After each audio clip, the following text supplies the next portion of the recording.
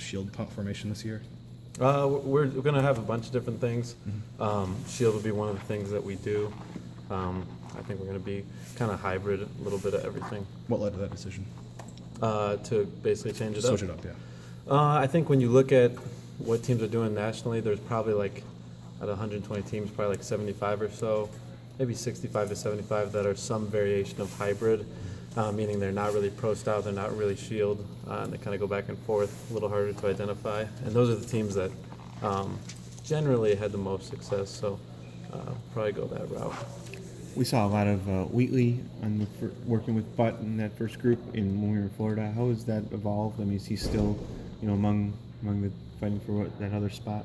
Yeah, we traveled 6 guys to all the games, so there's really no like other spot to be won.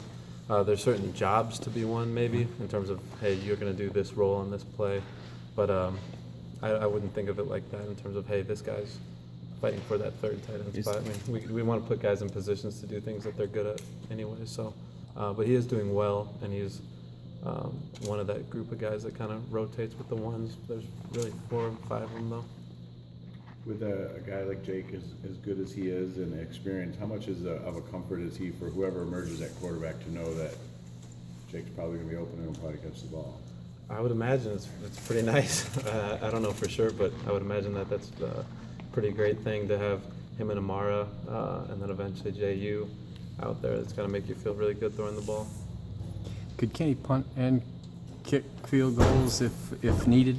Certainly. Yes, Kenny's very good, and he has a very good sense of how much he can handle physically, and he's not going to wear himself out, so he can certainly do it all. Doesn't seem like an ideal situation, though, is it? No, but the ideally, yeah, you'd have a different person for everything, but I mean, the really ideal thing is to have the best guy at each spot. If he happens to be the best guy at each spot, then we're good with that, but there's still a long ways to go, and those guys, though that's one position where you can really develop quite a bit in the off season, more so than some other spots where it's more just strength and conditioning. Specialists can really actually improve their craft more than some other spots, I think. You had a chance to do many returns yet, and are there any different guys mixing in than what we saw, say, last fall? I wouldn't say different, except for new guys like Kareem, but JU and Jordan Lewis, Jabril, DeMonte, Kareem. I mean, I think that group as a whole is really, really good. I'd be surprised if there's a better group as a whole in the country. All those guys are pretty dangerous. In terms of you said mentioned 4 or 5 other tight ends. Who's in that group, and is it a little deeper than it was last year, would you say? It probably is.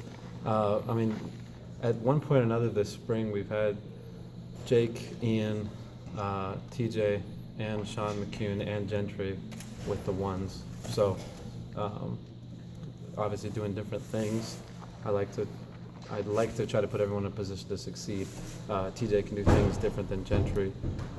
Just naturally, they're very different body types, and they have different strengths and weaknesses at this point. So, but yeah, really, at one point or another, all those guys has been with the ones. Yeah, that says a lot about Gentry to be able to adjust that quickly, to be pick up all those skills. Yeah, and it's really kind of what I was getting at is a guy like him is going to be quicker to adjust at certain things. He's fast, he's long, he's going to be naturally a good route runner. As a blocker, it's going to take more time, whereas a guy like Wheatley maybe is the opposite. So certainly, yeah, the guys tend to transition faster at the things that they're already good at, but trying to always become well-rounded is kind of the goal.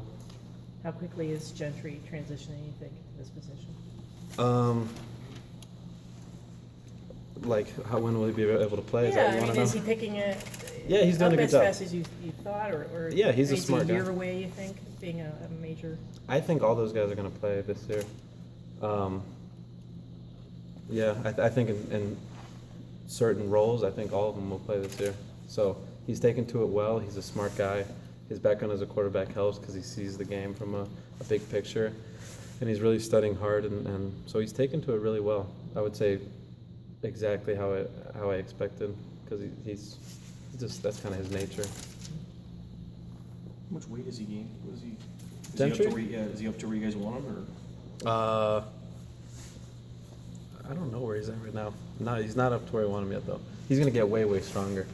I think just the nature of the quarterback position is like you just don't lift that hard, and there's certain things that you don't necessarily want to do with your throwing motion. So is not nearly where he's going to end up strength-wise. So, and he gets that, and he works his butt off. And the blocking part of it, I would assume, is the one thing that maybe he's got further along to improve on? For Gentry? Yeah. Yep, yeah.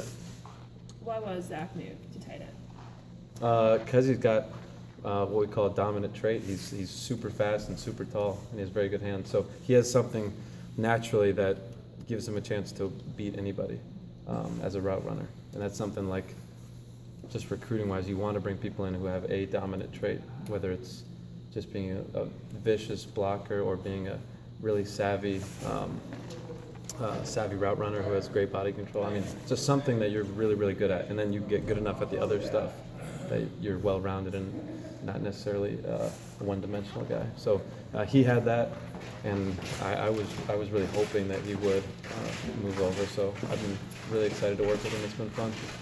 Guys, we've got a couple, Jay will stay with a couple more minutes, but we've got Brian Monet, Matt. I feel a little bit like you have an embarrassment of riches in terms of your position group. I mean, you have a lot of, it seems like you have some depth, and like you said, guys who are capable of fitting in here and there, doing what you want. I'm not embarrassed. I'm really happy about it. Yeah, I mean, like I said, it's a deep group, and they're all really good guys that work hard, and they all bring something different to the table. So just putting it all together, and everyone getting so good at their strengths that they just always win, and then improving on the things that their weaknesses, so to speak, now, I think is the goal. But yeah, I'm definitely not embarrassed by it. I love it. Was there any conversation moving Tyrone to the line, to the No. offensive line? Never. None. I'm not You wouldn't letting let that happen? No, I'm not letting anybody come near him. Unless Tyrone asks for that. The, the difference having young guys, you know, who are just trying to, I guess, you know, TJ and Zach are really young, adapting to the position. Is it a complicated? Is it a position where there's a lot to learn, a steeper learning curve than others, or do you think that it's the other way? I don't want to compare it to other positions, but there's a lot of stuff, certainly. Just because you're involved in the pass game and the run game, just the amount of calls that have to be made on the line of scrimmage, the communication with the other players, those kinds of things are what young guys struggle with the most, because it involves confidence, and it's tough to really get to the line of scrimmage and be confident when you've never done something before. So I think that comes with time, but that's probably the biggest thing is getting comfortable with all the different things. So I don't know how it compares to other spots, but certainly it is a very tough position on a young player. But our guys work really hard, so they're up to the task. When Jake Butt talked to you about going into the NFL or staying, what kind of advice did you give him? I don't really remember. I remember telling him that there's certain things that